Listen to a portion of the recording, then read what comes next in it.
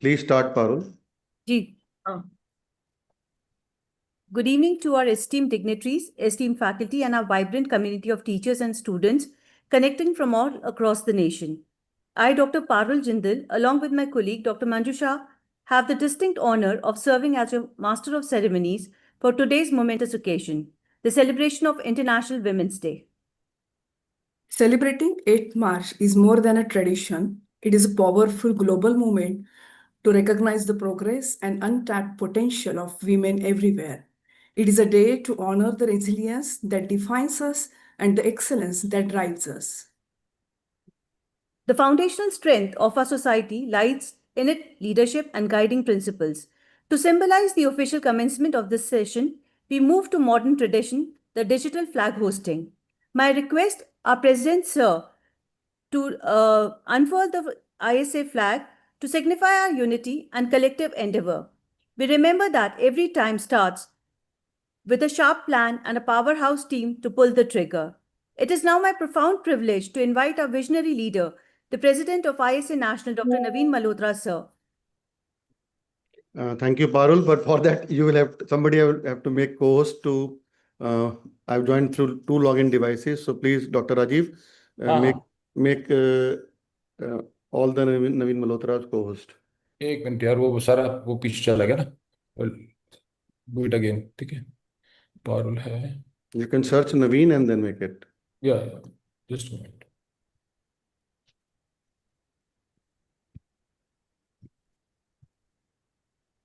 यही वाला ना? Second also. Second also. No, second also. Second also. अच्छा, एक minute.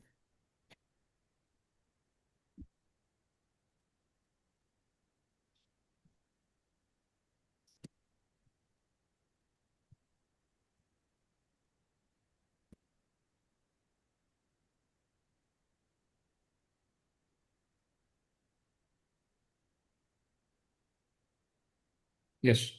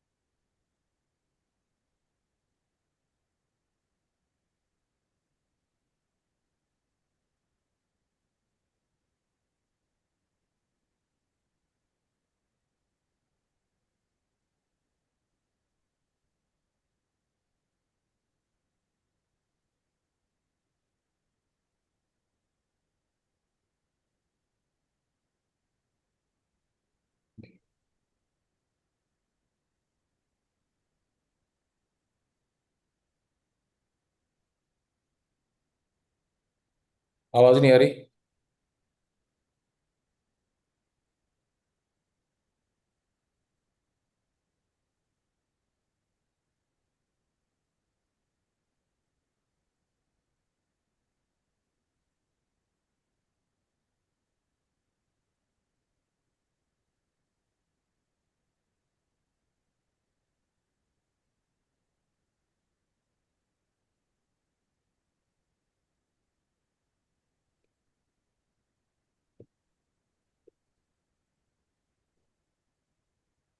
My warm greetings to all the lady anesthesiologists who have joined today.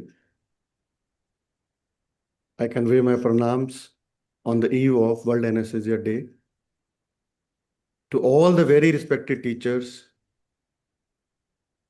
dear friends, and very dear students. You all have been doing fabulous work in all the spheres of anesthesiology across the country 24/7, 365 days. From the core of from my heart, warm tributes to all of you. We are lucky that we are surrounded by very good ladies who are good mothers, sisters, daughters. And personally also, I convey my regards to my mother, my wife, Dr. Aki, who is my best friend, my sisters, and my loving daughter. I always say and often quote that as office bearer of ISA National, if I have to travel, I need only 10 minutes to plan which flight and whether my clothes are ironed or not. But when you all, and I see Dr. Aki also, she has to travel, and you all have to travel, you plan 20 things. What will be the menu for the parents? What will be which maid is on leave? Who will look after the kids? So many things have to be planned. And same is in the department, and same is in ISA. Officially, there was yesterday a quiz, but I want to correct the figures. More than 55% members of Indian Society of Anesthesiologists are lady anesthesiologists. And one of our focus area this year is lady anesthesiologist. I have coined a term YPPL, Y for young, P for private practitioners, P for pain medicine, and L for lady anesthesiologists. And today we are assembled on the eve of World Anesthesia Day and two simultaneously things will be catered to: youth and lady anesthesiologists. I thank the organizing committee of this 3-day World Anesthesia Day celebrations. Yesterday we had a very good quiz competition. Today we are going to have a panel discussion on the ripple effect, and we will be officially launching our mentorship program. And tomorrow we are all set for, I'm seeing so many videos, so many photographs, all set for Sadithon and ISA Pancharakshak. I once again convey my warm gratitudes to all of you, and please keep on guiding us so that वो कहते हैं ना कि there should be a lady in every home. So there should be a lady in every meeting. There should be a lady in every, not one lady, there can be many also. But please keep on guiding us. Please keep on advising us, and please keep on blessing us. Thank you very much. Thank you so much, sir, for those inspiring and forward-looking words that perfectly set the tone of this event. Now, I would like to invite esteemed Secretary of ISA National, Dr. Rajiv Gupta, to formally deliver the welcome address. Dr. Rajiv Gupta is widely respected for his tireless dedication to clinical excellence. His focus on academic initiatives and member welfare has significantly strengthened the Indian Society of Anesthesiologists' legacy of professional unity and patient safety. So, Rajiv Gupta, sir, please enlighten us.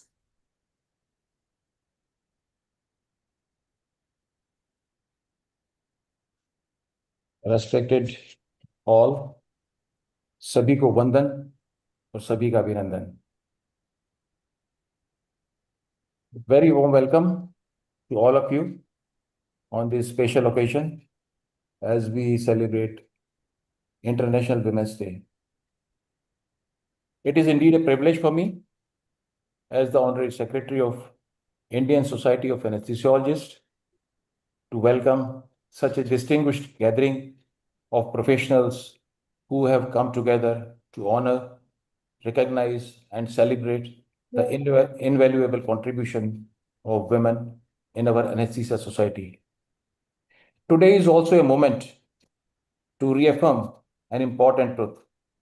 When women rise, institutions rise. When women lead, community progress.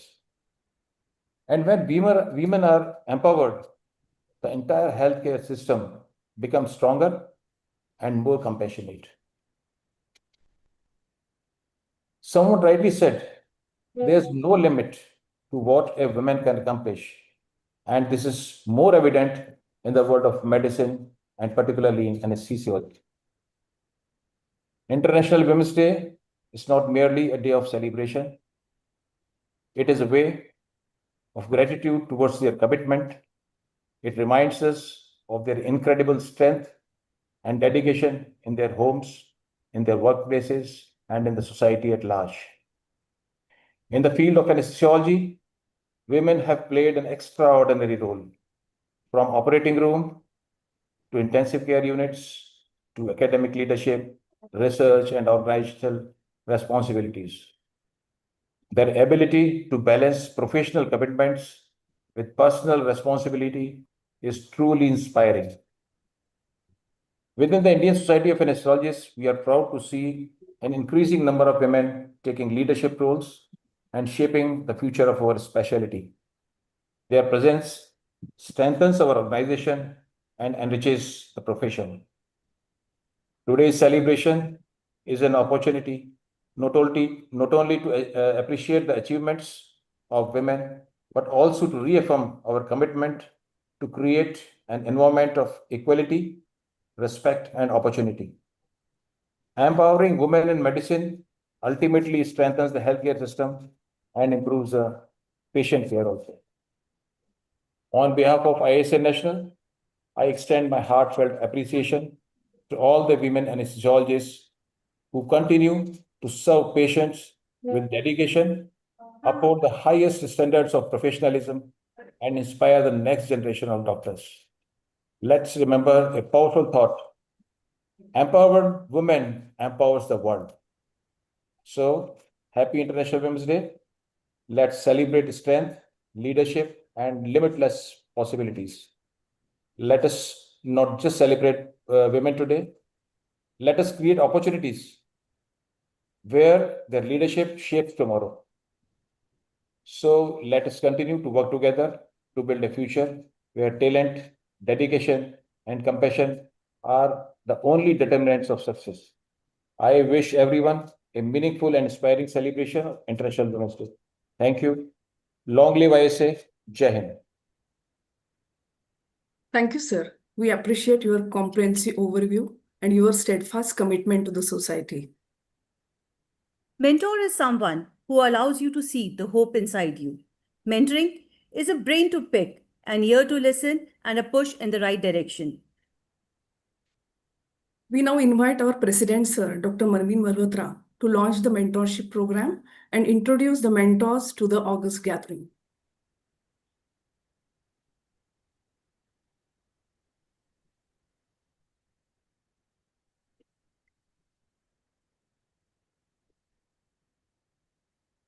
As National President of Indian Society of Anesthesiologists, it is my profound pleasure to launch the mentorship program, especially designed for young lady anesthesiologists, under the banner of Indian Society of Anesthesiologists, which firmly believes that we have to celebrate the excellence as well as launch the future.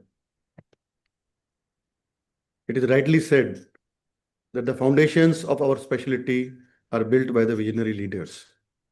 And today, in first phase, we recognize our distinguished lady leaders who have served in ISA National Council or who are serving, and who are dedicated to their clinical excellence, medical education, and ethical practice that has shaped the landscape of anesthesiology in India. We should learn from their journeys. The first mentor is Dr. Nivedita Pani, who has been awarded Best Lady Anesthesiologist of India, that is ISA Haryana Best Lady Anesthesiologist Award 2025, ISA President Appreciation Award 2022, IMA National President's Appreciation Award, and President IMA Odisha. She has served from 2021 to 2022. She has been Vice President of ISA National in 2013 and National Council member from 2003 to 2006. It's my pleasure to introduce the next mentor, Dr. Anjali Bhure, serving as Professor and Head Anesthesiology at NKP Salve Institute of Medical Sciences, Nagpur. She has been a very active member of ISA Nagpur City branch for almost 15 years now, and she has been awarded SJMS Signature Academic Award, and she has led her team to multiple Best Branch Awards at the national and state levels. And she has been Best Individual Performer of the NKP Salve Institute in 24-2025. And she has served as Vice President. I had the pleasure when I was Secretary. She was the Vice President of ISA National.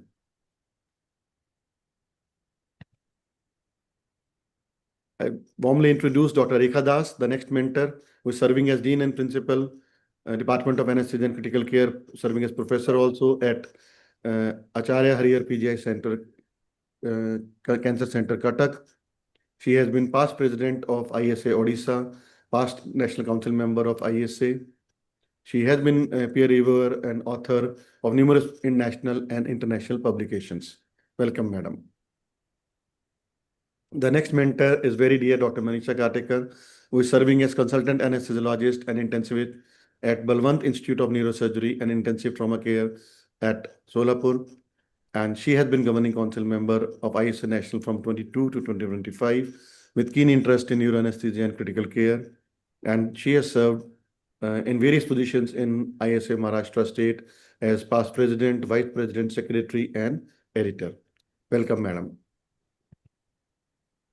With pleasure, I introduce Dr. Indrani Hemant Kumar, who is right now serving as Professor and Head of Department of Anesthesia, Pain and Critical Care at Symbiosis Medical College for Women at Pune. She has been past President of RSFP National, 3-term past President of ISA Mumbai. She has a very deservingly first rank in MD and D examination. She is current ISA National Council member of ISA and also of Society of Onco-Anesthesia and Critical Care. And she has been awarded fellowship of Indian College of Anesthesiologists and SOPSI. Welcome, madam. Very dear Dr. Sujata Ghosh, welcome to this mentorship program. She is professor and head of Rampurat Government Medical College, West Bengal, with keen interest in obstetric anesthesia, airway, and medical education technology. She is serving ISA National Council member, also executive committee member of All India Difficult Airway Association, recipient of ISA Proficiency Award, Jaipur Award, and Vasudev Guha Award. She is a prominent orator, speaker, and workshop faculty in numerous national conferences and CME. Welcome, madam. It's a pleasure to introduce our Editor-in-Chief, Indian Journal of Anesthesia, Professor Madhuri Kurdi, who is serving as KMC RI Hubli, with keen interest in medical education, research, and sleep medicine. She has won ISA National Proficiency Award in 2021, President Appreciation Award in 2023, ISA Karnataka Eminent Teacher Award in 2024, ISA Bhopal Award for Academic Excellence 2024, and she is Associate Editor of Peak Journal, Practical Evidence in Anesthesia Knowledge. Welcome, madam. And now I'm happy to introduce Dr. Hina Chanwal as the next mentor. She is Professor and MS of GCS Medical College, Ahmedabad, Gujarat. She is a serving ISA National Council member. She has been Chief Editor of Clinical Cases in Anesthesiology and Essentials of COVID-19 for Anesthesiologists. I was happy to unveil this book, which was co-authored by Dr. Amit Kohli also. She is an NABH Principal Assessor with numerous publications in index review journals and has received ISA Proficiency Award, Presidential Appreciation Award, and Jaipur Acute Pain Award. Welcome, Dr. Hina. And now I'm happy to introduce Dr. Manjusha Shah, one of the co-coordinators for this program also. She is consultant anesthesiologist at Naval Maternity and Nursing Home, Solapur and Mumbai, and with keen interest in obstetric anesthesia, medical law and ethics and resuscitation. She is a serving council member of ISA National. She has served as president ISA Solapur and IMS Solapur in the past. And she is 2 times National Award winner for Best Public Awareness. And she's a task force member of IRCTC since 2017. So it's a pleasure to introduce all the mentors. And finally, I introduce Dr. Tarlika, doctor from Gandhinagar. She is professor and head of EMD GMERS at Gandhinagar with numerous publications and conducted so many workshops in anesthesia, emergency medicine, pain, trauma, and obstetrics. Has been the recipient of Speaker of the Year Award in 2008, represented India in the Real Women, Real Pain during ISP theme of 2007, won the ISA Proficiency Award in 2022. She has conducted world record event of calls along with the team of ISA Ahmedabad and Gujarat, She is co-author of Current Opinion in Pain Medicine and Principles of Anesthesia, and she has got a chapter in textbook of pain management. So I welcome all the mentors to this particular program, and this is just phase one. We have included the lady anesthesiologists who have served ISA National Council uh, in the past or serving. And in phase two, we invite all the lady anesthesiologists to please express your interest to be a mentor to the young anesthesiologist by simply writing an expression of interest to the email isafacultypool@gmail.com. I repeat, isafacultypool@gmail.com. And this particular program is an exclusive initiative which connects the next generation of practitioners with the ISA National Council for formal and structured guidance. Who should apply for these? Senior residents and junior consultants who need career and clinical guidance. So we will be focusing on guidance pertaining to their career opportunities, anything regarding to the clinical case scenarios, and also the future leaders. So you should be active ISA member with clear focus in which area you want to excel, whether it is pain medicine, whether it is regional anesthesia, whether it is neuro anesthesia, critical care, and so on and so forth. And or your area is in multicentric trials, research projects, and publications. Please define your goals and choose your style, whether you want something pertaining to hands-on clinical coaching, academic or research guidance, or general career counseling. And you need to have at least 2 hours per month for mentorship related activities. It can be, usually it's a virtual world, so it can be a virtual thing, or it can be a telephonic conversation, or it can be in person also if the mentor and mentee are staying nearby. So take the next step in your professional journey, because it is rightly said that the path to mastery is guided by those who have walked it before. So submit your application of ISA mentorship program and learn from the leaders who have shaped the future of anesthesiology in India. There is a dedicated form which you have to submit to isafacultypool@gmail.com. This form will be available on ISA website, in the WhatsApp groups, and other electronic media from Monday onwards. So I am happy to launch this program.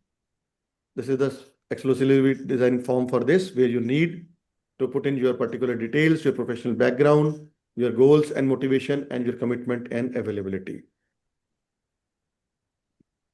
So I repeat, this is phase one. In phase two, which is kickstarted from today itself, all the lady anesthesiologists who want to be mentor, please send your expression of interest to isafacultypool@gmail.com.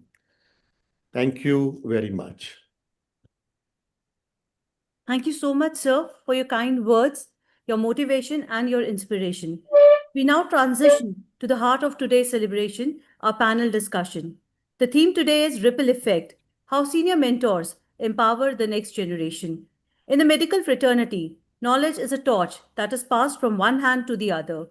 When a senior mentor empowers a junior, it creates a ripple of confidence and leadership that transforms the future of patient care.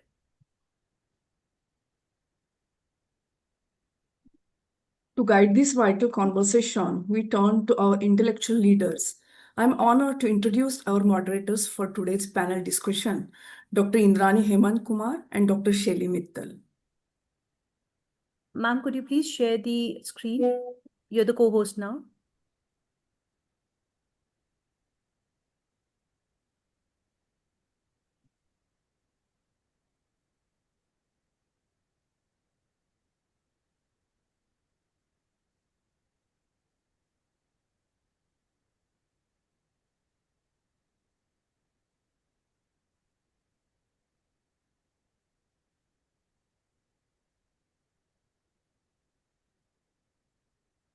Dr. Indrani Hemant Kumar, she is a professor and head of the Department of Anesthesia, Pain and Critical Care at Symbiosis Medical College for Women and SUHRC, Pune.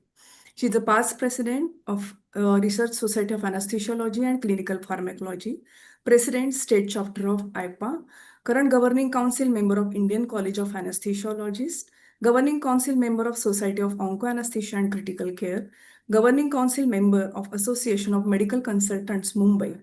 She is a past president of ISA Mumbai. She is a member specialist board NBE.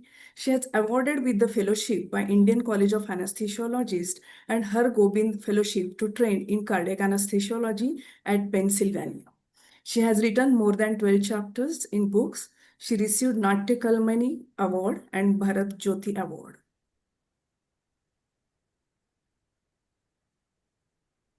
Dr. Shelly Mittal, she is the Chief of Anesthesia, Artemis Hospital, Gurugram. Her area of interest are liver and kidney transplant anesthesia, airway surgeries anesthesia, quality audits, safety during anesthesia. She is a past secretary of ISA Gurugram branch. She is a head FNB transplant anesthesia program.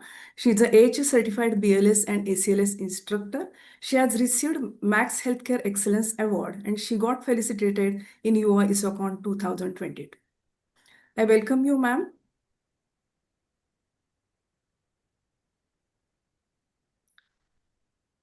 We will start with the panel discussion now. And ladies, the floor is yours to introduce our esteemed speakers and spark this dialogue.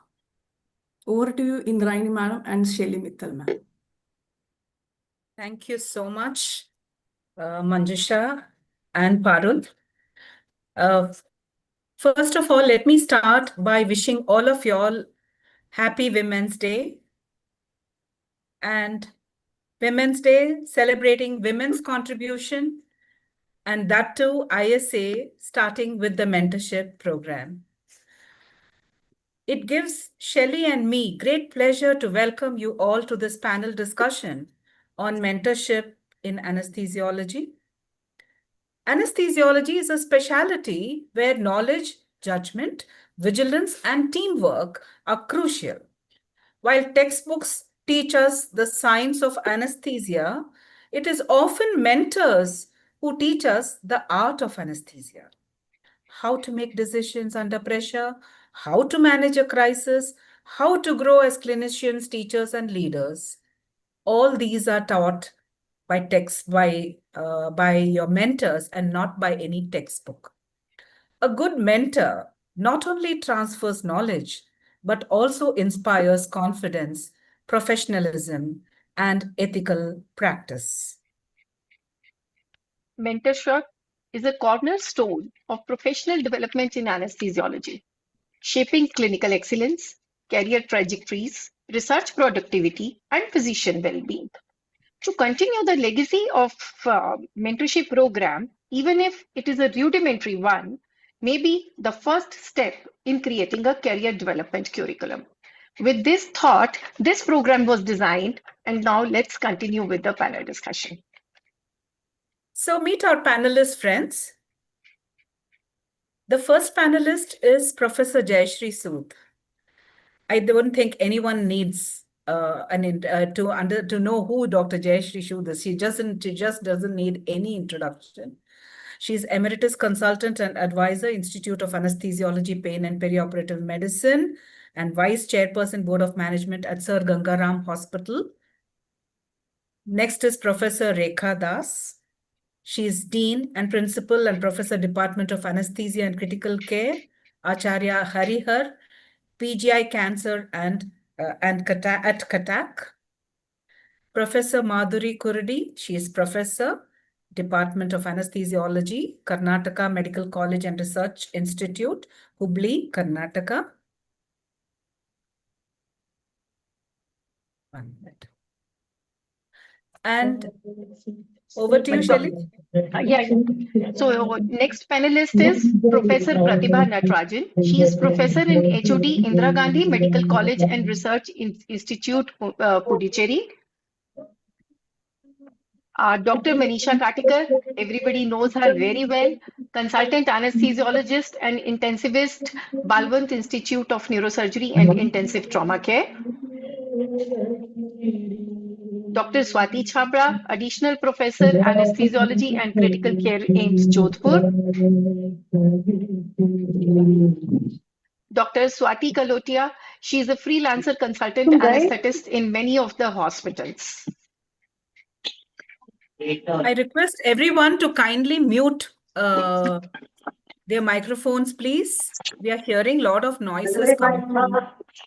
I have a meeting going on. I'll talk to you at 8 o'clock. Parul, I think it is your microphone. Parul, I think it is your microphone. Okay, yeah, got it. Over to you, Shelley. Yeah, a very warm good evening to all the panelists and Indrani ma'am. So mentorship is a term which we hear actually quite often these days. But I remember when I was doing my post-graduation, this term was not often used. So actually, this question is for all the panelists. So what do you mean by mentorship? Maybe just in one line. We don't need a long, so maybe one by one. Dr. Sood, ma'am, can you start with what do you understand by the term mentorship? Good evening, everybody. Well, according to me, mentorship means an experienced person who will impart all his qualities or her qualities to a younger student who is just starting the post-graduation or her career. So that would be an experienced person passing all qualities, not only the textbook knowledge, but also all qualities of an experienced person. Rekha? Rekha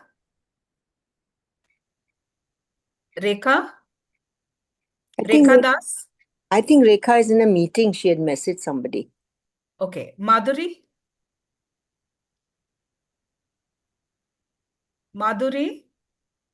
Dr. Madhuri Kurdi? Is there a problem? Okay, we move on to Pratibha. Pratibha, what according to you is mentorship?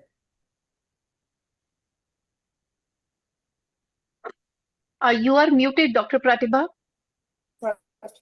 Yeah, ma'am. Like Jayashree ma'am had told, it is basically the experienced individual. They provide the developmental as well as academic and emotional well-being. All these are being transferred to a new postgraduate or a young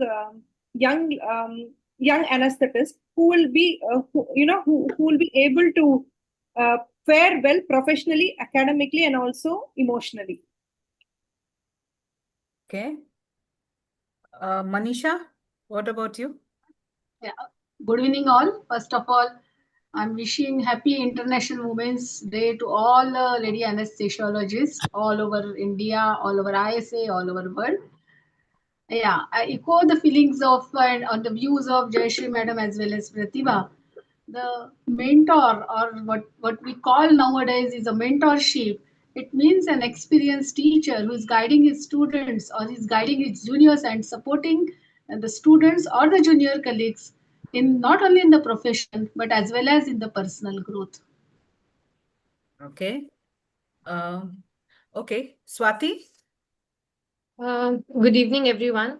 According to me, mentorship is a relationship wherein the mentor invests his or her own experience into somebody's who is a mentee.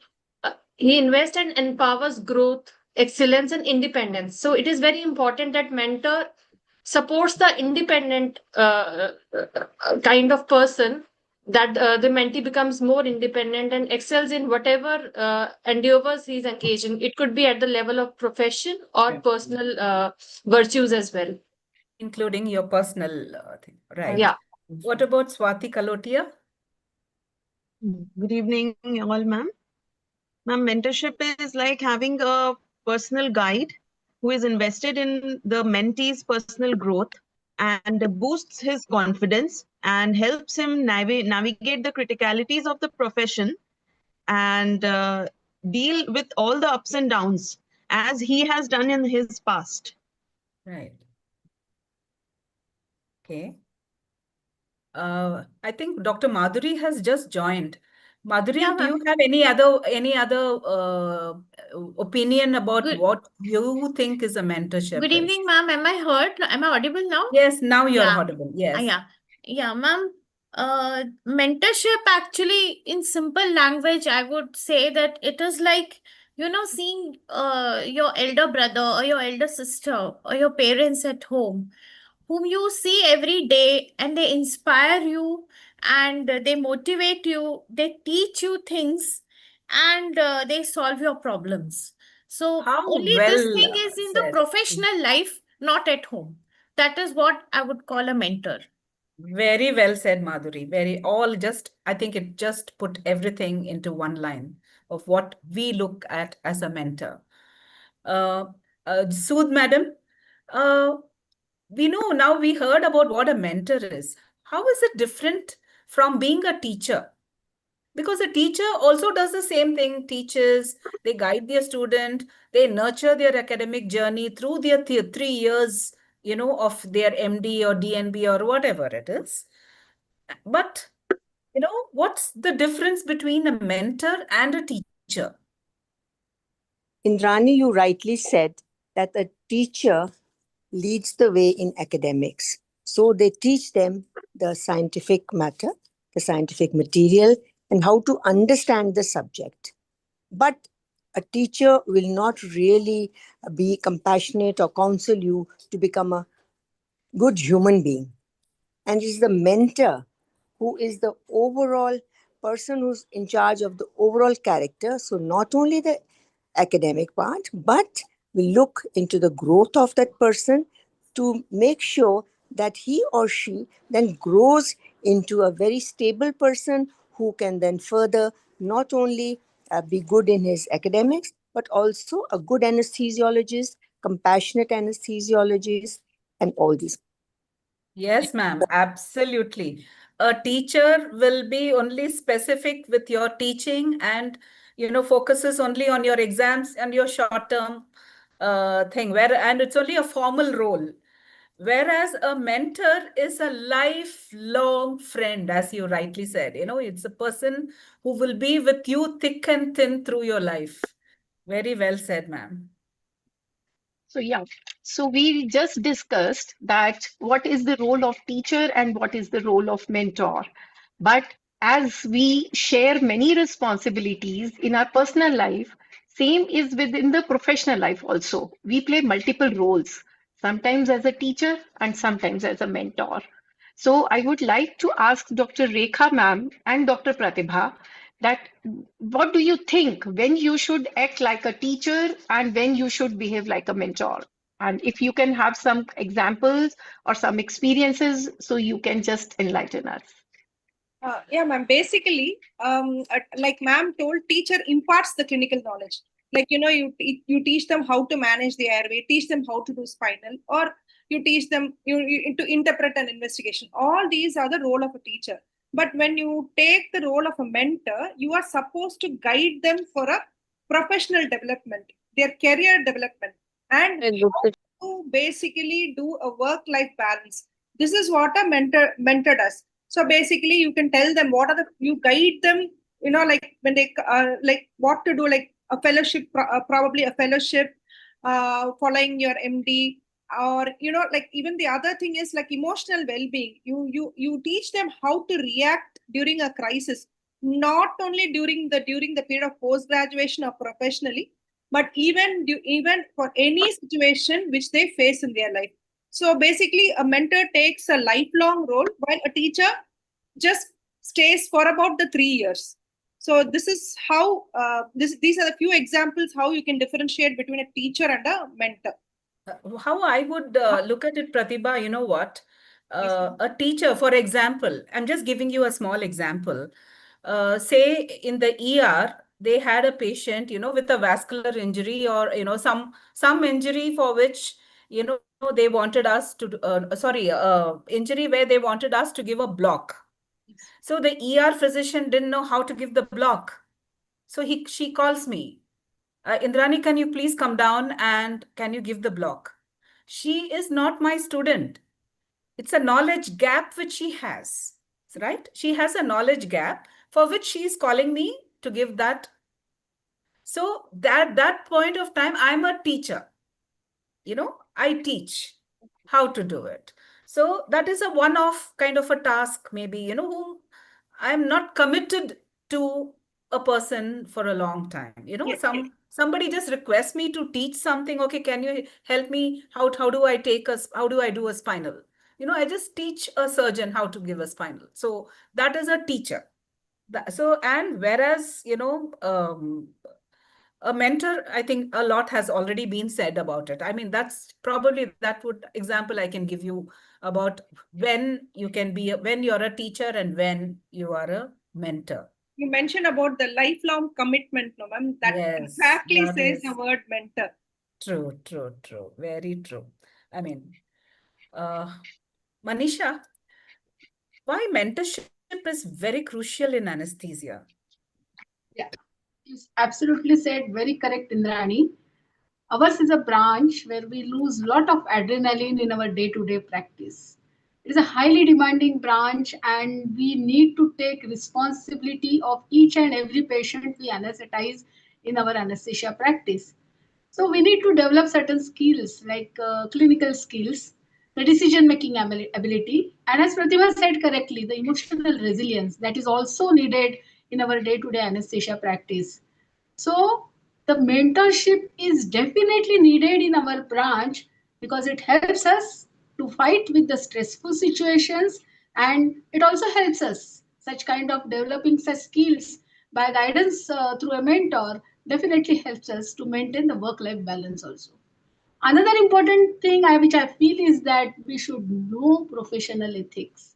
So, while practicing anesthesia, critical care, pain medicine, it is very important to know professional ethics, and no one other than a mentor can guide us for such kind of special skills which the anesthesiologist needs to develop than any other specialty.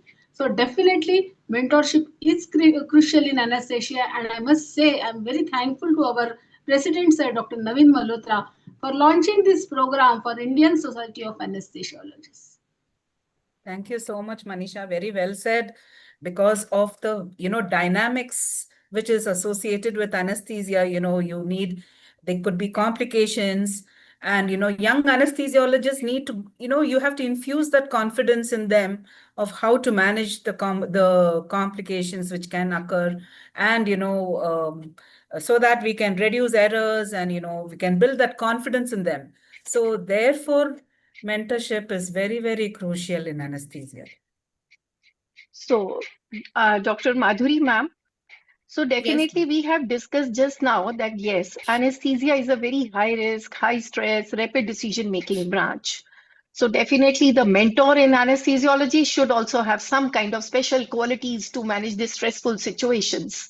So ma'am, what do you think? What qualities should be there in a mentor in anesthesiology? Yeah.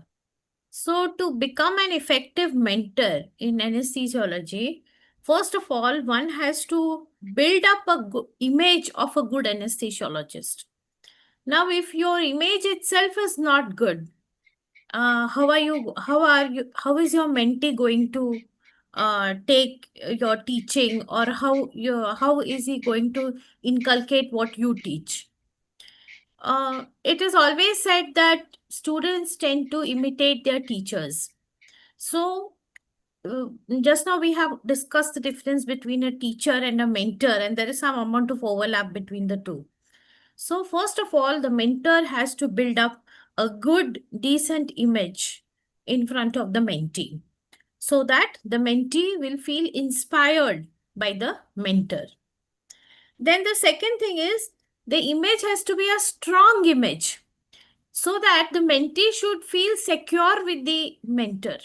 It's like, a child in trouble goes to its mother and clings to the mother. Or you go to a tree and cling to it. So the mentor has to be very strong. And even if he is not strong inside, at least outside, in front of the mentee, you cannot show that you're weak. Okay, because the mentee is looking up to you for support, is looking up to you for several things. So you have to be very strong.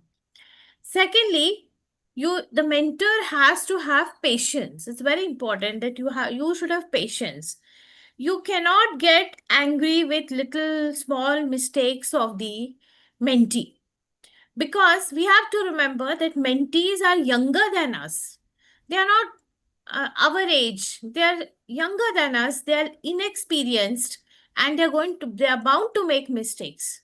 So we have to forgive them, and it is these little mistakes or these failures which are going to lead them to success, and that is what we have to teach them.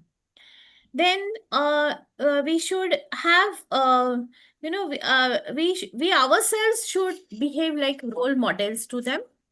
And our techniques, whatever whatever you're specializing in, you have to be good in that. And as I said, you have to be the mentor has to be a supportive sort of person, and you cannot be very short tempered with less patience. Now, if the mentee comes to you asking something and you say, hey, no, I don't have any, you please come afterwards. Now I'm not in a mood to tell you anything. Then they get pissed off. So you have to have patience and remember that here is somebody who is looking forward to you and who has come to you for support and guidance. So you must be patient with that person. And most important, the mentor should be ready to give his time for the mentee. Yes. See, I agree. All of us are very busy. Our subject itself is busy, and we women are busy with multiple tasking and so much of things going on in our head, what we're going to do next, and this, and so many things. But we should not project this in front of the mentee. We have to give time to that mentee who has come to you for guidance. And most important is the communication skills. One has to talk properly to the mentee. Now, if the mentee comes to you and you just don't speak to that person, or you speak in a rude way or in an egoistic manner, that mentee is not going to, feel happy about it. So the communication skills are very important to become a good mentor. Empathy, sympathy, these are all again good qualities of a mentor. And one has to be providing honest and constructive feedback to the mentee. It has to be honest. Like, it is not that you should be always praising the mentee. No, if the mentee has made a mistake, you have to tell it, but you tell it in a proper way. Give good feedback so that your aim is the mentee has to rise higher up in the profession. That is, he or she has to come out of his comfort zone, go that one extra step outside the comfort zone and do well. And you have to help the mentee to overcome challenges. If there are problems, the mentor should be able to guide to overcome these challenges, and the mentor can give some opportunities also to the mentee. It is once we reach a particular position, we are able to give opportunities to the mentee in various forms. There may be academic opportunities. It may be simply writing something, or speaking somewhere or whatever. So we should have that thing in mind, that you have to provide opportunities to the mentee and see that the mentee makes best use of it. So these are some of the good qualities which make an effective mentor in anesthesia. Very well said, Madhuri. Do you know that one person who has all these qualities? It's your mother. I don't know. It's your mother. It's Yeah. our mother. Mother, yes. So in short, remember your mother. Yes. And that's the quality you need to have to be a good mentor. True. Isn't it? Yes. So I think what I can say is, other than physically available, you have to be emotionally available. That is what our mother is always there. Yes. Yes, ma'am. Pratibha, what is the most important skill or trait you try to instill in your mentee? I mean, I'm not asking you all the skills. Yes. Can you just enumerate, few important skills or trait you have to instill in a mentee? So one important thing which I would try and instill into my mentee would be situational awareness.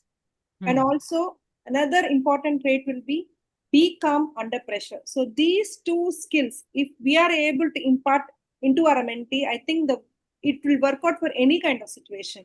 So like basically you need to train them in such a way that they should be able to understand and anticipate and be ready for any kind of difficulty they are going to face in the OR or in the emergency room or even in future life. So we should always we should teach them to go on for a zero error approach. Be ready for anything, like how we go into a war kind of situation. Zero error approach will reduce the casualties. This is one important skill which I would like to instill into my mentee. Again, another important thing is you always be ready with a plan B, especially when it comes to a safety of the patient. So when you put all these traits or skills, see, technical skill, anybody will teach our postgraduates or anybody would teach our juniors. But there are certain situations, like certain skills, which I had mentioned earlier, would definitely make them a better anesthetist and a better person for a long time, for the lifelong period. That's what I would like to quote, ma'am. Very well said. Absolutely. Dr. Sood, how do you challenge your mentee to step outside their comfort zone? See, on one hand, you cannot be rude. On one hand, you cannot scold them. And on one hand, you have to ensure that they work hard. On the other hand, you have to ensure they study well. On the other hand, you have to ensure they do their duties properly and everything.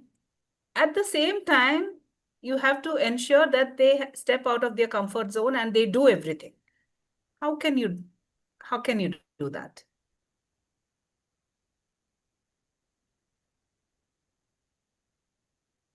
Jayashree Sood, ma'am?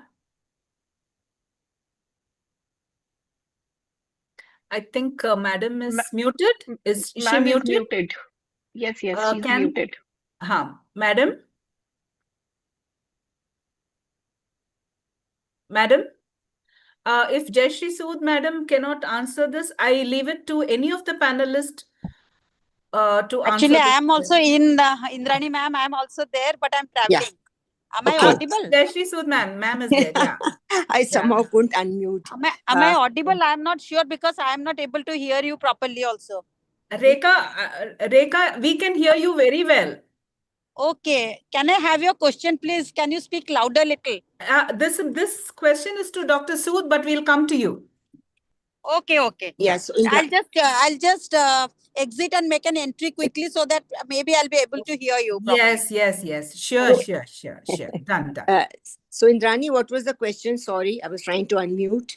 No, ma'am. What I was saying, how can you challenge your mentee to step outside of their comfort zone? Usually what happens, they are nicely pampered at home. Then they come over here and then they know that there is so much of work to do, so much of emergencies to do. They have to learn the art. They have to learn the science of anesthesia. They have to do it. I mean, on one hand, you cannot scold them. You cannot, So true. all this, Yeah. with all this around you. Yeah. So how can you challenge them? How can you make them step out of their comfort zone? So basically, Indrani, I think counseling them in a way is very, very important. That gradually let them be with you while the work is going on. And once they see you working so hard or taking care of the challenging situations in which you do not have this thing at all, falter at all, and you take them very comfortably, emotional balancing your nature will gradually change them and give them the confidence. Basically, give them the confidence that I'm always there to guide you, to help you. So don't worry. Of course, do the right things. But in case there's a mistake, I'm there to help you out. So that way they'll get the confidence and gradually they will come out of their comfort zone. But of course, they have to see you working as hard and as being so well balanced in your emotionally. And so that, yes, they will be sure, yes, madam can definitely take care of me. And that is how gradually they'll come out of there. They will challenging zones. They will take care of that. True, ma'am. Actually, when I talk to my new residents, what I tell them is nothing comes easy in life. For everything, you have to sweat it out. So it is 1% inspiration, 99% perspiration. You have to come out of your comfort zone. You have to work hard. These 3 years, you should dedicate it to me. Give it to me, and I will ensure that you go out as a confident person.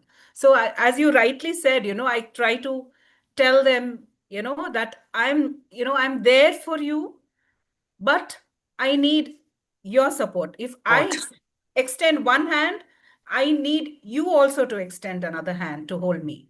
So unless we hold each other, both of us are not going to, do well. So that is one thing which I tell them, that you have to study, you have to work hard. So that's how you have, as you rightly said, by scolding, by any other means, it is never going to help. Only by talking sweetly with them, that's how, you can, get them out of their comfort zone. And I think once they love you, no, ma'am, they will do anything for you. That's true. Very Isn't true. it true? Absolutely. I remember having a teacher, a chemistry teacher in school, and believe me, ma'am, I wanted to take up chemistry because I loved her. And because I loved her, I would read, and I wanted to be in her good books. So that was the kind of inspiration, a teacher had with me. And Indrani, when they see us working so hard, automatically they know, they understand, yes, we also have to do the same thing. Exactly, ma'am. Rightly said. Very well said, ma'am. So this is to Dr. Rekha Das, ma'am. Is she there? She's come back. Otherwise, we skip this and we I'm go there. to the. Rekha's there. Okay, good. Yeah. Rekha's there. Okay, so ma'am, what do you think that which important skill or trait you would like to instill in your mentee? There are a lot of skills which I would consider as important for the overall growth. Like as a mentor, you need to instill certain qualities apart from just making them learn your subject, isn't it? So it is just one very important skill as an anesthetist I would like to instill in them is the confidence. They might be knowing so many things. Like for example, I remember certain students who would like to come to do, who would be very much knowing certain procedures, but when it comes to doing the procedure, they feel little when people around them are watching, the seniors around them are watching, they feel little nervous or yes, nervous and little being looked by being watched. So that kind of nervousness, that kind of consciousness, they have to leave behind. And for that, we have to instill certain confidence in them. We have to tell them you are good, you know your subject very well. And how we do it is it varies from individual to individual. Some might be needing a little bit of pampering, while some might be needing a little bit of confidence instilled in them. So that is the situation. And another very important thing which I also would like to instill in them is that not only they have to perform with confidence, they have to instill that confidence in patients also. That is very important. Why today certain patients say that I would like to be anesthetized by or so and so anesthetist should be there during my procedure, during so and so. That preference is there because that kind of confidence that doesn't come in a junior, but gradually this is actually a long-term effect that you are going to have on your mentee. So if you instill that kind of confidence that they create amongst their patients, that is what, at the end of the day, you feel satisfied that your patient believes in you, and that is what is necessary. That either you have to they have to develop a communication skill, they have to create that confidence in that in those patients, So those things are very important even at the pre-anesthetic level, as perioperative physicians also, as post-operative physicians also. That kind of quality they have to instill in them. And another very important thing is, we all understand that anesthesia is a very, very quick, needs quick decision making at the spot.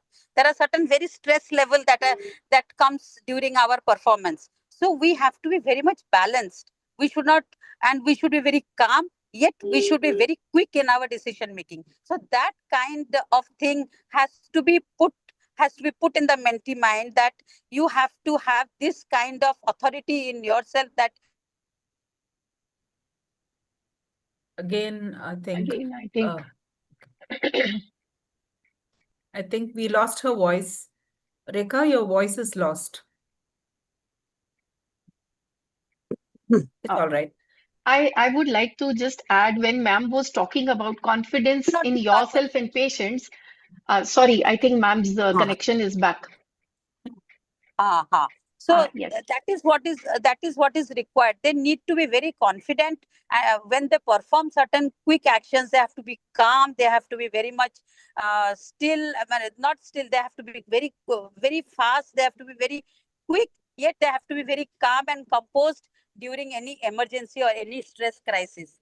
And a very important thing, the third, and which I consider is the most important thing, is we do lot of emergencies. So they must understand what girls, I see them very, very competitive, and they feel sometimes very frustrated that they're not able to cope up with their homework at the work at home at the same time at the workplace, because they want to do everything. And this sometimes creates a burnout amongst them.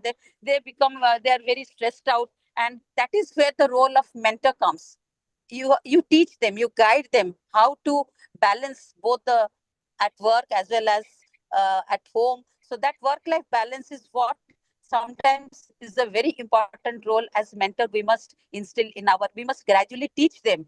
By what madam said, as Jayashree Sood madam said, and what Indrani madam also said, that your composer also reflects on their and their nurturing. So that is what is very, very important when you teach them how to cope up, coping skills and all those things, how you instill in them. Your own behavior, your own demeanor, all that matters, and that has a long-term effect on your mentee. And there are so many points. Actually, I think it is going to take a lot of time, but these are some few things which I think is very important. And yes, and you must teach your mentee not only through your teaching, but through your actions and your composer, when you need to speak, when you need to be quiet, and when you must be a good listener to them also, to speak their heart also. That is also sometimes very, very important. Yes, absolutely. Very well said, Rekha. Just one thing, confidence of the patient in you and the confidence of surgeon in you. That is also very important, which we need to instill in our mentee. Because if the surgeon trusts you, then everything is fine. Even if you ask for echo or DSE, he will happily do it.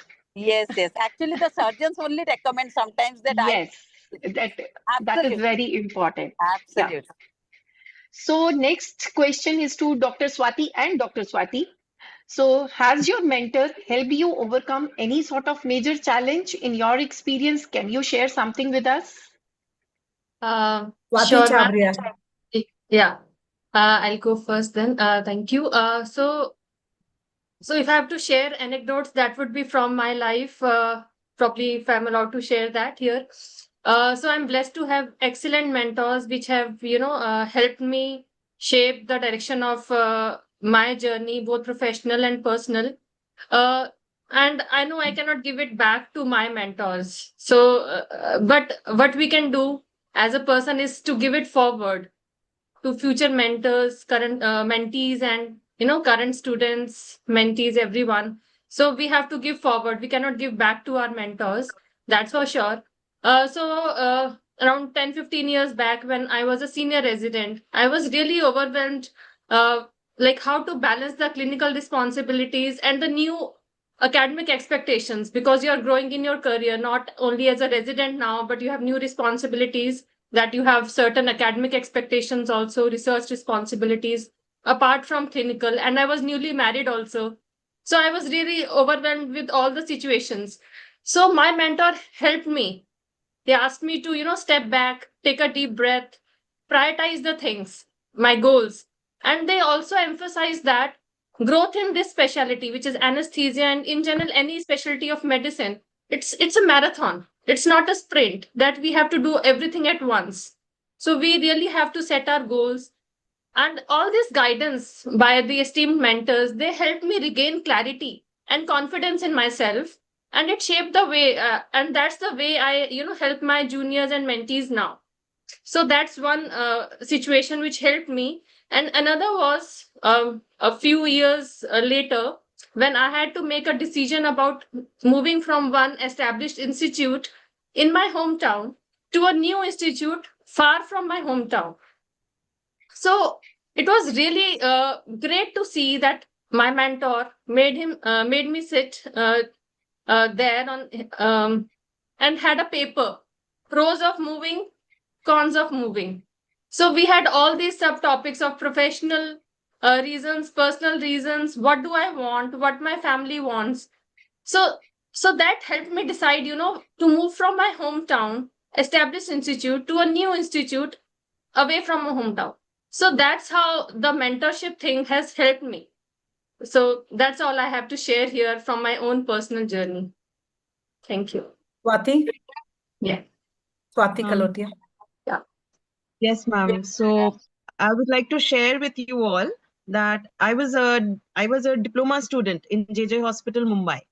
So I just had 2 years to learn, and but in those 2 years I did not have much exposure of regional anesthesia. So when I completed my diploma, I was holding a degree of anesthesia, but I had no confidence in regional anesthesia, the blocks particularly. So then when I joined the DNB Institute in Kolkata, my mentor, Dr. Bhaumik, he was the one who started with the ABCs of regional anesthesia with me. And he held my hand. I understood the concept of landmark guided blocks, the use of PNS for the first time, and gradually he also taught us the USG guided blocks. So it was a huge difference from I was the diploma holder, but still the concept of regional blocks was very overwhelming and scary to me.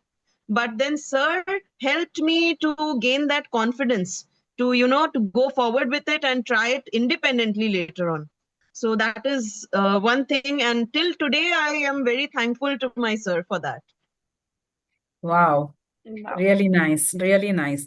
But the present JJ hospital, if I may tell you, there are very little people and too much of work that everybody gets everything.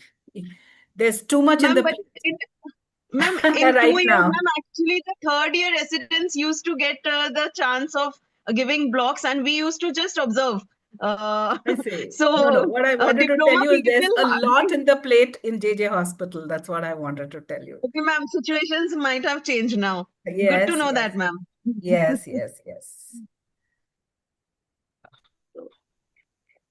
Yeah, I think most of us have gone through the phases where both Swatis have gone. Like Yes, going that's true. going to a two-tier cities after getting trained in Mumbai in Tata Hospital was definitely difficult when many of my colleagues who passed MD with me, they were planning to go to UK or US, and I was planning that time to go back to my native place, a two-tier city in the interiors of Maharashtra. That was a tough decision, but definitely my mentors in Tata Hospital. So most of us have gone through this phase when they have to settle in the life, and the mentors have done a wonderful job in helping us to get settled in our career or in any of the stressful situations Helping you with your which we have to decision, face. right? Yeah. Right. Yeah. So that's absolutely true, Manisha ma'am. And Dr. Swatis have also correctly said. I also have got lots of experience to share, but I think this is not the forum right now. So I need to ask both the Dr. Swatis that do you remember what's the best piece of advice your mentor has given you so far? Yes, Oh, ma'am. yeah. Okay. You go ahead, Dr. Swati.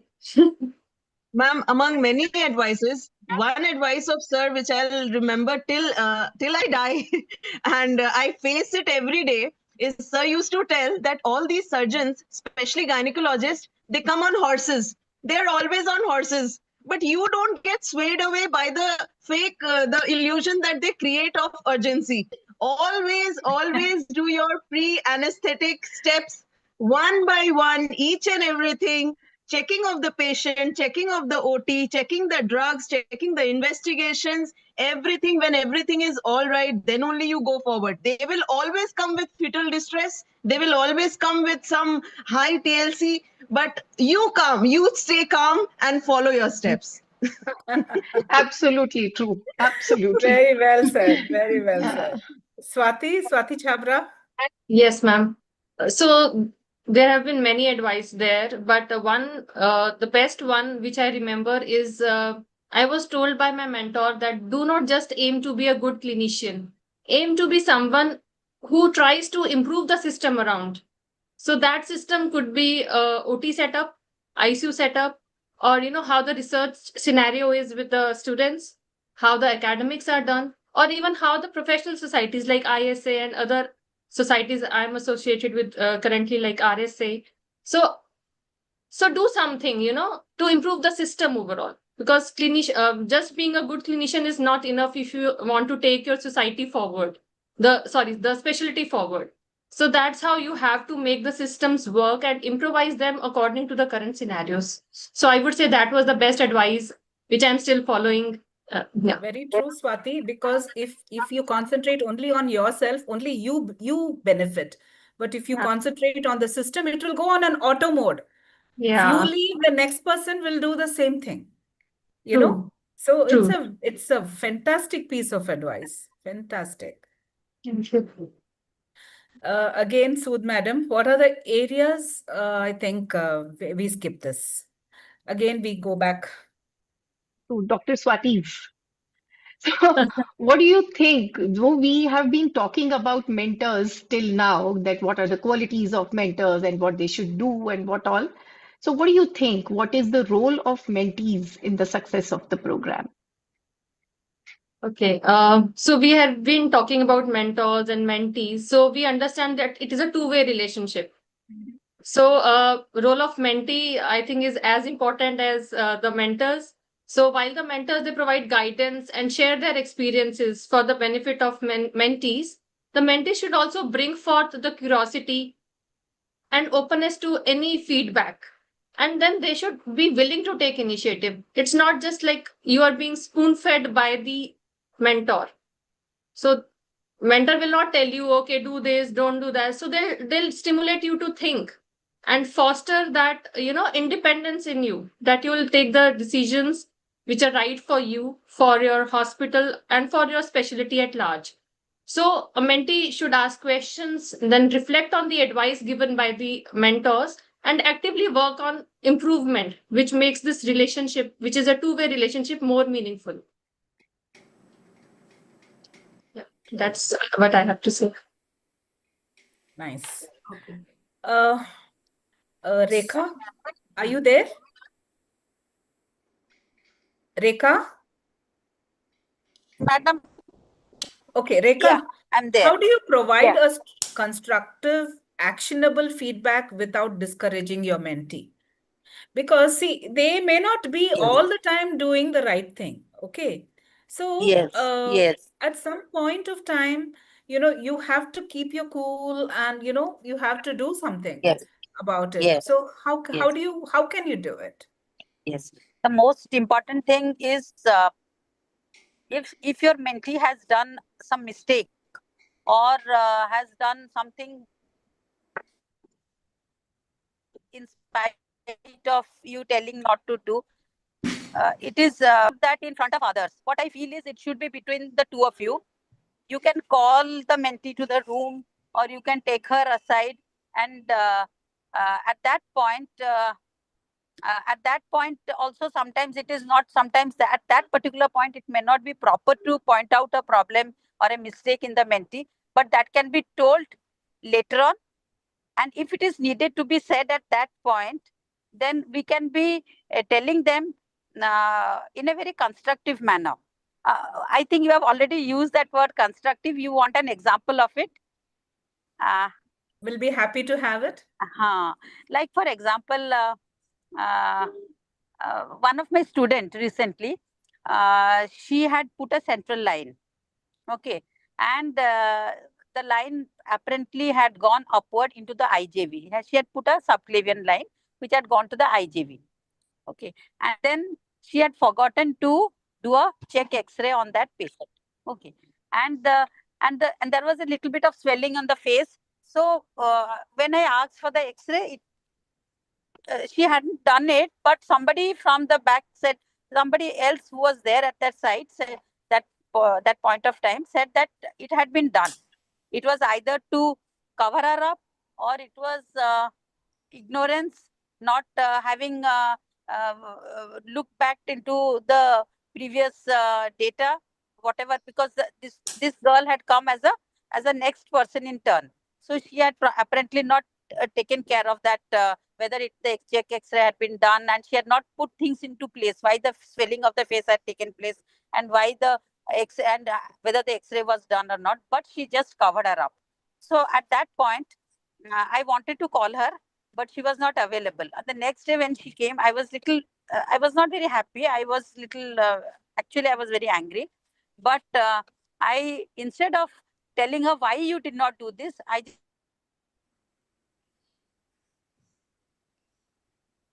just asked, could you say that why the patient, she had probably understood what a mistake was. Then she said, I have done a mistake.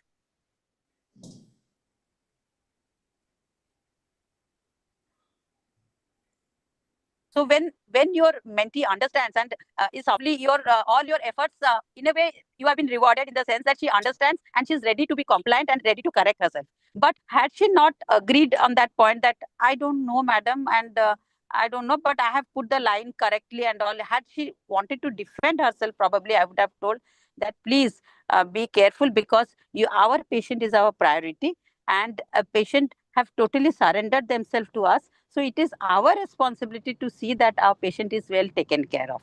And probably those are the kind of words we can inculcate some kind of responsibility in them. We can tell them that you are responsible for certain errors, you are responsible for certain mistakes, rather than fault finding that why did you do this? You should not have done this.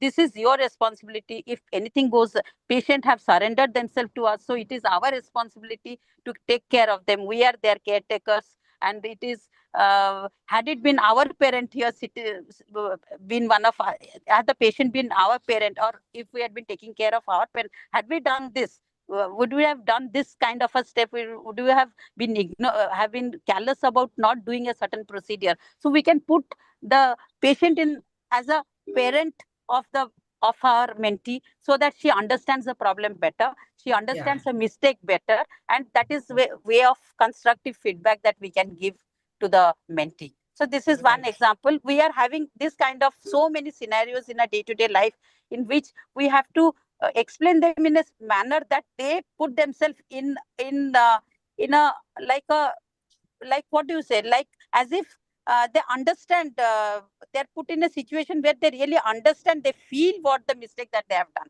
Until unless we make them feel the way we make them, we are not going to scold them, but we should talk to them in such a manner that they will feel guilty from inside. That's the way how we would do a constructive criticism or a constructive feedback to our mentee. Absolutely. Madhuri, do you have any examples where you want to say, or how would you handle without discouraging the mentee? Yeah, I think ma'am has already told. See, the mentee, first of all, best is to first praise the mentee, tell all the good points about that, what he or she has been doing, and then slowly come to the point where you want the person to improve. And in between, we should also praise our mentees. If you keep on telling bad points about them, telling them this is not good, that is not good, they don't feel happy about useless. it. Yes, I know. they Right. feel that sense of worthlessness. So Yes. everybody needs appreciation. All of us needs appreciation. So getting a word or a pat on your back from your mentor can serve as food for so many days. So we need to praise them before we, give them some negative feedback. Right. Manisha, how can mentorship improve training and patient care? Does it reflect on the outcome? Yeah, definitely it reflects on the outcome. Because whenever we learn anesthesia, whenever a mentee is learning anesthesia from a mentor, it is not only learning from the clinical textbooks of anesthesia. It is by learning the various technical skills. And the basic aim is to give safer anesthesia, to give better quality care in anesthesia. So that can be very well developed if mentorship program is properly planned and the mentor guides the mentee in such a way so that he learns anesthesia. I would like to explain the same example what Rekha ma'am has said. Putting a central line is a routine job for every PG student or every junior. So if recognizing the complication is taught by a mentor, then definitely it will boost the confidence of the mentee. Suppose that the patient develops a pneumothorax and the teacher or the mentor guides the student. Such complications can happen, but identifying such complication is more important. Doing a follow-up X-ray is more important in such kind of situations. These complications can happen in anybody's hand. So such kind of words, such kind of confidence that has been instilled by the mentor will definitely help in developing a better confidence in the community. And we need to develop the mentorship programs, need to develop three good qualities in organizations. He should be competent enough to deal with all the complications. He should be compassionate enough to deal with, to follow all the professional ethics. At the same time, he should be careful as well as vigilant while practicing the anesthesia. So definitely the mentorship program is going to improve our training as well as in giving better patient care. It is going to develop emotional intelligent quotient as well as the emotional quotient of our junior colleagues. So I must say that a structured mentorship program is needed and that will definitely boost up. That will definitely help us in developing more and more and giving good quality care for providing safer anesthesia. Absolutely, Manisha. Very well said. Not only, a mentorship is not just to teach, how to give a block, how to take a line and all that. You also have to, teach them, inspire confidence in them, teach them how to communicate and everything. I mean, it's a all-round development which you're looking at. And if one has that all-round development, patient care will automatically, improve in that mentee. Pratibha, So we, Shelley? so we all agree, yes, mentorship is required, and for mentorship we need to have a structured program. But coming on to the practical aspect, Dr. Rekha ma'am and Dr. Pratibha, so what do you think that how we can formulate a structured mentorship program in our departments? What do you think? Do we need to have some policy document, and how we can have this program running in our departments? Yes, ma'am. Actually, of late, we have been attending a lot of mentorship programs, basically. And so, from what we have been taught and what we have been applying, a certain few guidelines which which I have started following is, first we need to set a objective, and this objective should be a very smart objective. Smart means like specific, measurable, attainable, relevant, and it should be time bound. So you just can't go and set an objective which you may not even be able to reach, and which would not be a realistic objective also. First you set your objective and a goal. What exactly are you going to impart to your mentee? So once you get an idea of what you're going to impart to your mentee, everything else will follow. And now you need to find a mentee who's who is basically very compatible with your ideas. You can't just go and force someone to be your mentee. You need to find a mentee who's basically very interested in the way what you are going to teach them, how you are going to teach them. You just get an incompatible mentee. I don't think the solution of this mentor-mentee will even pass through. And next is, once you identify a compatible mentee, you need to keep regular meetings. How you are going to reach the goal or the objective which you have set it. Once you have done that, once regular, maybe initially you start off with a bi-weekly meeting, which when it is, when you have set the train to start, you can just progress it to a monthly and bi-monthly. And then once this is done, the other important thing you have to do is document from where you have started and from up till where you have reached and what will be your next target. So these are the few things which you need to set up. And after documentation, you just don't document and leave it. You get a feedback. You get a feedback from your mentee. Your mentee might sometimes sometimes your mentee might themselves become a mentor to you. So there are situations where your mentee will say, let's take it in a different, let's try this program in a different approach. So these are the things which you yourself will be learning from a mentee. So these are the objectives which you need to go through when you want to formulate a structured mentorship program. The last one is, whatever is being the policy you are constructing, you need to get an institutional support. Sometimes there would be a conflict. So that those conflicts, interdepartmental, interdisciplinary conflicts, may occur when you structure a program. So all these things started out only by the senior most administrator in your institute. So you need to do all these in a structure-wise format, this which will help further in your career planning, your mentorship planning. So I feel these are the things which we need to do for formulating a structured mentorship programs. Absolutely, very well said. And also you have to, supposing you have set a goal, say for 3 months, 6 months, 9 months, then you have to intermittently, you have to survey and, go back and see whether you're achieving what you wanted to achieve. Yes. Isn't it? Yes, ma'am. And Shelly? Yeah. So now another practical problem. So definitely we have different socioeconomic cultural background as compared to the developed countries. So what do you think? What areas should we concentrate when we formulate one for ISA? So this is for all the panelists, maybe anyone can contribute. I'm not going to point anyone. If anyone has to say anything, then, we are happy to hear. Indrani, I think by formulation of this program, I think we are on the right track. But just formulation or formulating these guidelines or a structured program will not be sufficient. We need to have a more structured program. We need to popularize it amongst all the mentees, amongst all the junior anesthesiologists.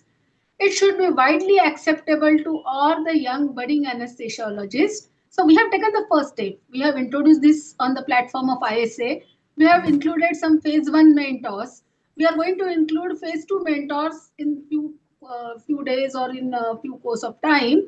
But definitely we need to continue with regular online meeting. We need to continue with webinars, and we need to develop through all these programs the clinical skills, the research, the academics, whatever we need to concentrate, all these fields should be provided so that this can be popularized very well. We need to, what areas you are asking to concentrate? Yes, we need to concentrate more on specialty mentorship also. We need to concentrate more on leadership as well as academic qualities also.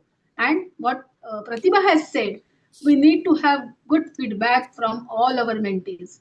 That feedback is going to help us to develop this program in a better way. And we need to develop 3 C's, which I had already mentioned: the competent, confident, and careful anesthesiologist. And this can be done that by formulating a well-structured program, which should be followed regularly in all the ISA programs, in all the ISA meetings at city, state, as well as national level. This is what I feel, that this program need to be popularized amongst all the young and budding anesthesiologists and all senior anesthesiologists who can guide them very well. Any other opinion? Ma'am, I feel regular faculty development programs needs to be kept. Even in our ISA conferences, like how we keep a workshop, we need to, for our FDPs. we need FDPs to be kept as a part of the ISA conferences, ma'am. I would also agree with that. We need to have some faculty development program, and also we need to identify the the the tier wise the requirement of each mentee and the mentor that will be available. Either it's online or whatever. What the mentee in different tiers, what is their requirement? What is their goal? So that is also very important. What they would like to achieve, and what we can instill in them, what is capable of being achieved by them in catering to that place. So because it is India is a heterogeneous country, we are all in a very heterogeneous our second tier, third tier, our cities, they are all very much heterogeneous if you go to the ground level and see. So the requirement may be different in different. So faculty development program is one area which can either bridge the gap, or it can identify what are the requirement at the individual level. So that is also what I would think would be an answer to recognizing the individual mentee's need. Actually, The what I faculty feel, development. Rekha, what I feel is, you know what? Yes. Abroad, this kind of mentor-mentee program has come from time immemorial. It is there. Yes. Here we Actually, are not exposed to this mentor-mentee kind of a program yet, right? We Do you have think to ISA should structure it. also organize, we can have a kind of Structure. induction program for a mentor? Yes. Not Yes, just that a is mentee. no. You know, we What can we have need some is role plays. We can have yes, some role plays to know how the mentor can react yes, to these kind of situations. How, you yes. know, probably, you know, even mentors need a They- kind of that is an very much. induction. That is very much necessary. The And mentor one-to-one contact. One-to-one contact is important for the mentor as well as mentee. The easy Yes. connectivity and one-to-one contact, that is much more needed, because if there is a guide, there is a teacher, he's guiding many students. But for a mentee, there should be only one mentor, and that one mentor should guide only one mentee for that particular period that has been allotted. That Both will things are definitely. necessary. Madhuri and Swati are in line. I mean, both of them want to contribute to this answer. Swati raised first. Yeah. Okay. Okay, thank you so much, ma'am. See, mentors are always supporting their juniors. Ma'am, I would like to tell something about the second point. Should grant in aid be provided for mentees there? So I think ISA already has a plan which is like inland fellowship for the residents. So that's one form of grant in aid for the mentees who want to go to some other institutions or hospitals to learn new skills which are not there at their own center or department. So I think that's one way which the ISA is already doing that, and that can be scaled up or brought under the wings of this newly launched program.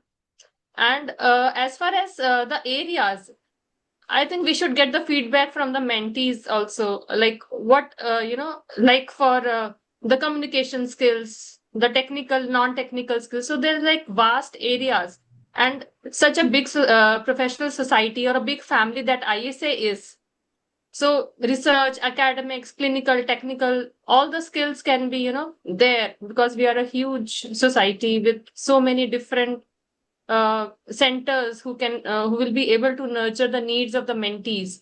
So I think the areas could be everything And don't possible. you think, don't you think, as one of the panelists had said, matching is so important, isn't it? Yes. Yes. Your mentor and mentee wavelength and exactly what they need, what That help they chemistry. need, I Yes. mean, all those things. I mean, that matching is again so The critical. most important. It is AI. They have a tool abroad. We do not have any tool over here.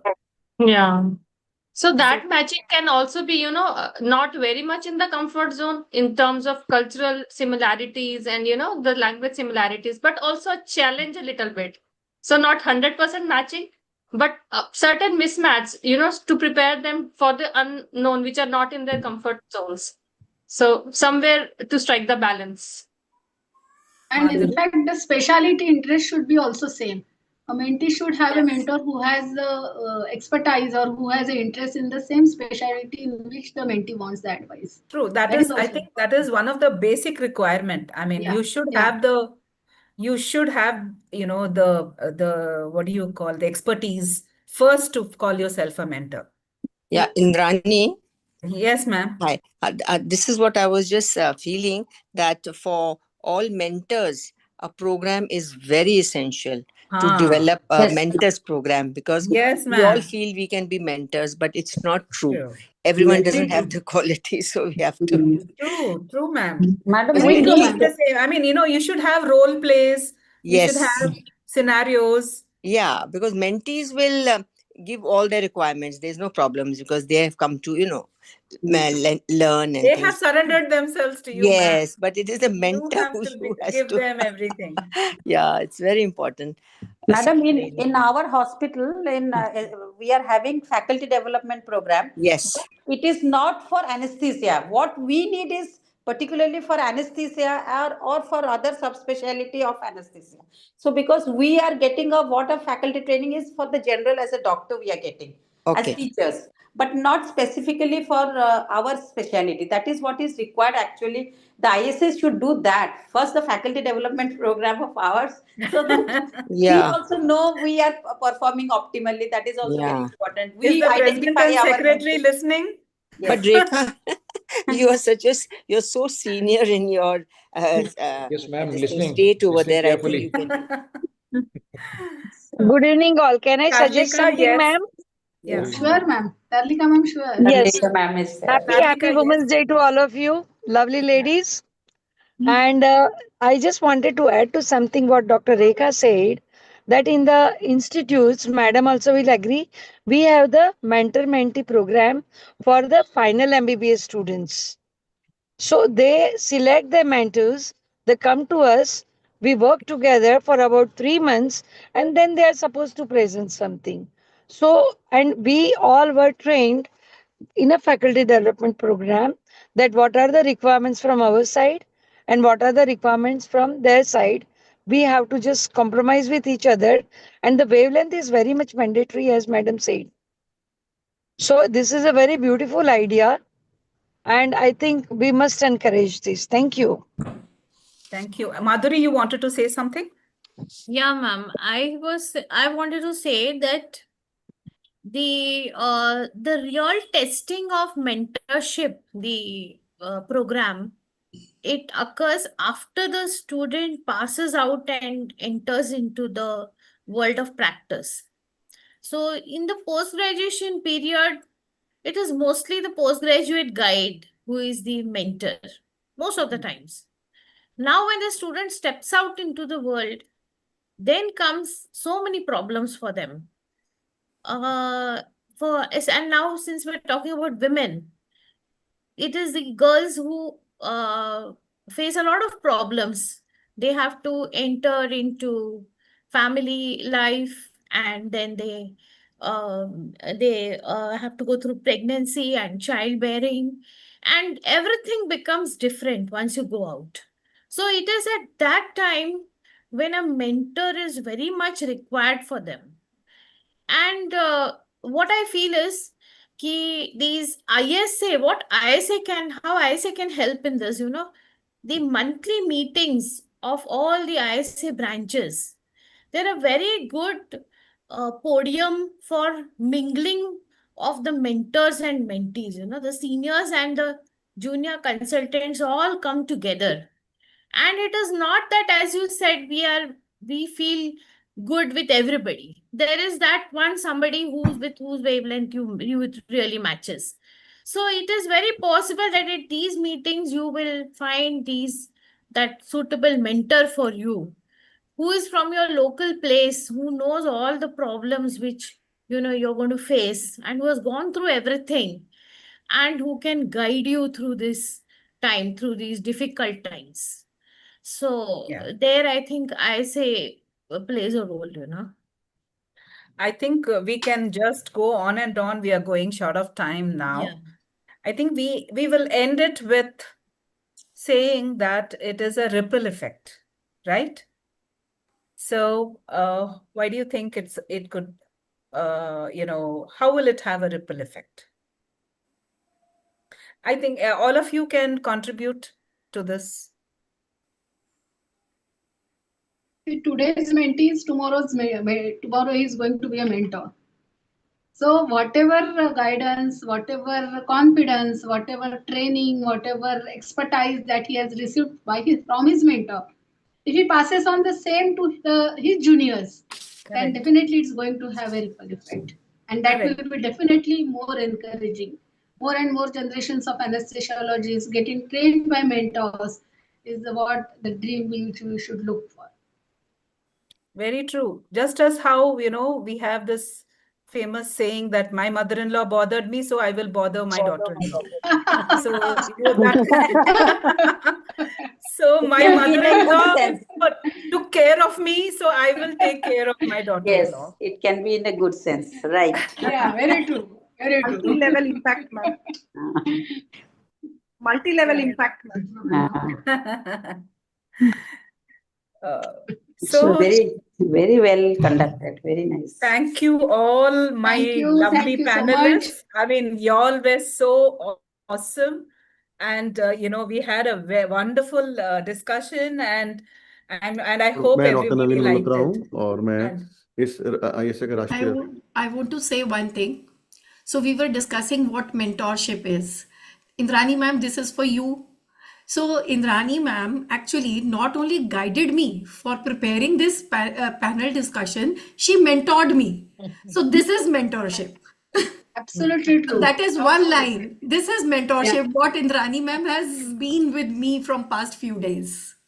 No, to tell you the truth, I had overlooked so many things, and Shelley pointed out everything to me. No, I ma'am, mean, it it is it was no, an no. honor for me to be with you, actually.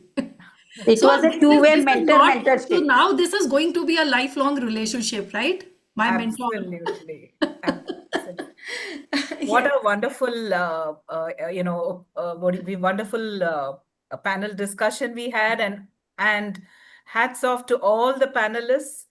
And I hope this mentorship program will be a grand success, because there are so many students who want hand-holding.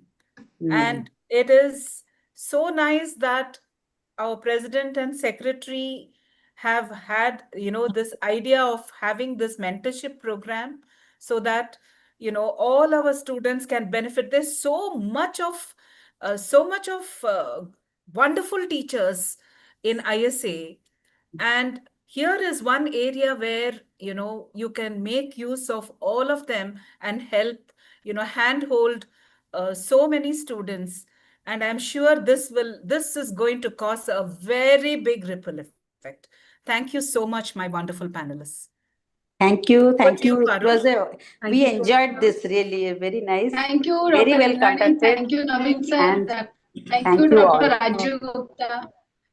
Ma'am, And there are a it lot was of an questions. opportunity. It is filled with the questions are filled in the chat box. Can we take a few questions if the panelist and sir allows us, if we have some time? Yeah, please, you can do that. Thank you so much, sir.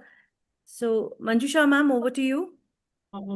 This is the question from Raju Gupta, sir. In today's scenario, when youngsters do not have patience, do you think mentor and mentee relationship can go long? The question. Yes, Indrani ma'am. Youngsters don't have patience. Do you think mentee? That is exactly what we need to do. We have to create that patience in them. Okay. And the chemistry between the mentor and the mentee is also very important. First, once the chemistry is established, then the mentee would understand and would try to listen, would try to inculcate that habit of generating some kind of patience. So that mentor-mentee pairing is very important before we inculcate patience in the mentee. Not only that, it is the mentor who has to exhibit that patience first. Yes, See, that is the mentee will follow you, will do exactly what you do. Yes, we are the role model actually. Yes. If you are going to scream at them, they are going to scream at someone else. And and if you do not have patience, they also will follow you at the same time. I think a mentor should be a fitting example to a mentee of how you should be. Absolutely. And if you can demonstrate that, a mentee, even though may not live up to your 100%, but definitely will improve from their own 20% to 80%. I'm sure. That's very true. We have to lead by example. That's correct. Absolutely. Ma'am, the next question is, do you think mentors, even they can learn something from at any point from the mentees themselves? Absolutely. Please. There's so many things we can learn from our own mentees. Why mentee? Ma'am, I have learned from my grandson. Yeah, so true. So There are true. many things which I have learned from him. You can learn from anyone, ma'am. I mean, that simple spark, that hits you and it tells you, my God, I should learn this from them. There are so many things which you can learn from a mentee. So many things. Ma'am, another question is that in today's era, when they have so much access to AI, Google, and so much literature is available, do you think there is still a relevance of having a mentor? Ma'am, of course, that gentle touch which you give your student, that you won't get from AI. And a personal That touch. hand which you hold them and say you are the best, that you won't get from AI. Madam, the body language which the mentee also learns from the mentor, which you just said, active listening, just having patience, all that will not be learned from the AI. Cannot get AI. Personal touch will not be there. Personal bond that develops Yes. between a mentor and mentee will not be Not there there. with AI. Ma'am, with your permission, can we close the panel discussion now? Yes. And this was actually a masterclass in leadership, and your guidance was undoubtedly resonating in the minds of the young ones who are listening to you today, and create ripples of changes for the years to come. Over to you, Manjusha, ma'am. Anything you would like to add to it? No, nothing. So thank you all the panelists for your guidance and very well conducted, Indrani ma'am and Shelly ma'am, and the experts, they have answered it very well. Thank you so much. Thank you. So it is my pleasure now to showcase a video which has been made by our own ISA GC member and Dr. Indrani Hemant Kumar ma'am and her team for ISA Panch Rakshak in sarees. So may I request Tanvi to please share the screen? Just give me a minute. I'll just share it. So meanwhile, can I request Naveen sir to say something, to share his thoughts about the panel discussion or anything, sir? And it was really an excellent panel discussion, and I sat through whole of it and listened it very carefully. And I have been listening that probably mentors need some sort of formal training, but I doubt. Well, many are very, very seasoned and they have been mentors for decades and decades. So yes, in phase 2, we will definitely include those who have been not included. And I request, obviously, all those who are panelists here, I don't need any expression of interest from Madam Jayashri Sood. She will be automatically, we will request her rather to spare time from a busy schedule to be mentor to some of the young anesthesiologists.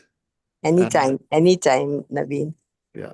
And so let's see what Tanveer has to show, then I'll continue.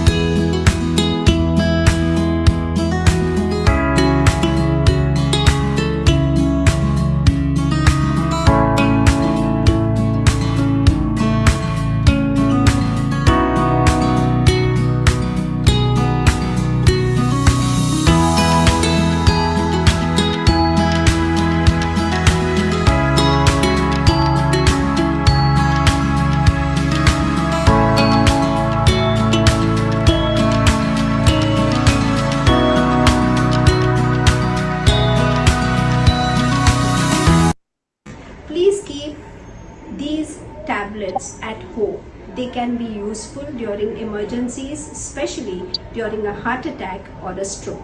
Tablet aspirin 75 milligrams, 4 tablets. Tablet clopidogrel 75 milligrams, 4 tablets. Tablets sorbitrate 5 milligrams, 4 tablets. And tablet atorvastatin 20 milligrams, 1 tablet.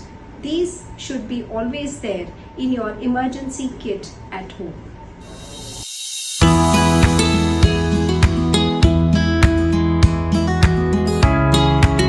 Shabashia, Shabashia, Shabashia, Shabashia, Shabashia, Shabashia.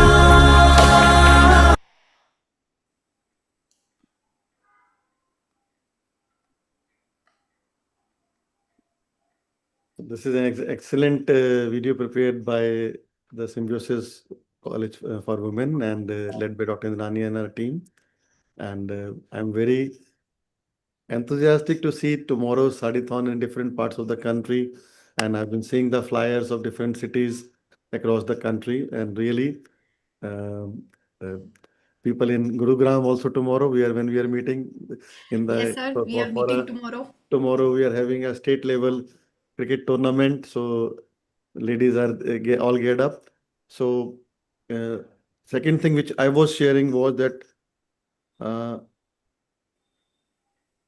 that this program should be more structured and should be a continued one. So definitely it is a simple launch today, and starting is a big thing, but taking it to further heights is another challenge. So we are all geared up for that, and definitely we'll take it to next level. I personally feel it is a natural principle. जहाँ गुड़ होता है वहाँ मक्खी आ जाती है. And our students are very, very intelligent, I can tell you. They are not emotional fools. They got good concept of work-life balance and they know whom to approach, whom to contact. So it's up to, if we are good, they will definitely come to us and seek advice and guidance from us.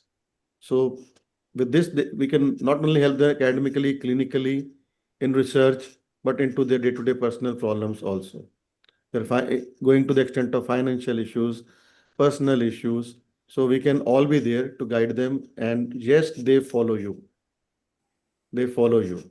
So we have our task cut out, and with all your support, we'll take it to make it a continuous process and take it to a further heights. Thank you very much. Thank you so much, sir. As we conclude this formal inauguration, we must acknowledge the meticulous planning that brought this initiative to fruition. I now call upon the vigilant guardian of our resources and a vital pillar of ISA National Executive, our Treasurer, Sir, Dr. Sunil Sethi, to deliver the official vote of thanks. Good evening, all. It was a wonderful session planned by our President, Sir, Secretary, Sir, and all the Governing Council members and the female colleagues. The only thing is, which I want to add, is that we always remain mentor and mentee. We have not many things to learn from our seniors. I still remember I was traveling with Dr. Jayashree Sood Madam to Shillong, and I learned so many things from her during my travel, along with Dr. Rekha Das Madam from Guwahati to Shillong.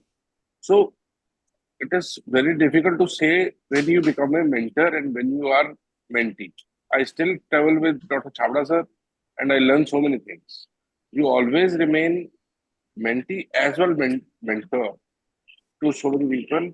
I must congratulate Dr. Parul, Dr. Manjusha Shah, Dr. Indrani Madam, and all the female colleagues. And there were so many videos and photographs from all over India that were displayed in the group. I must congratulate my female colleagues, sisters, mother, father, those who have all doing good job for Indian Society of Anesthesiologists.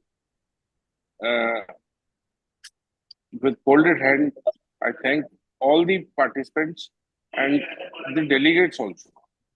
at the city level, state level, national level, thanks to the women power. And I must congratulate each and everyone who's being here and doing good job. Thank you very much. Thank you very much. Thank you. Thank you, Indrani madam. Thank you. Thank you. So we thank you for your esteemed presence and making this Women's Day a truly unforgettable one. Manjusha ma'am, anything you would like to add? Thank you so much. Thank you for all of your presence and making the Women's Day very unforgettable. Wish you all the success in your life and wish you the Women's Day, International Women's Day happy. For tomorrow we will be celebrating it again with Sarithon. Thank you so much. Thank you all. Thank you so much. Thank you, everyone. Long Right. live ISA. Long live ISA. Long live ISA. Long live ISA. Long live ISA. Thank you. Thank So you, shall we everyone. conclude? Shall we conclude? Yeah. Yeah. Okay. Yes, sir. Thank you so much, sir. Thank you, Naveen sir. Indrani madam, the video.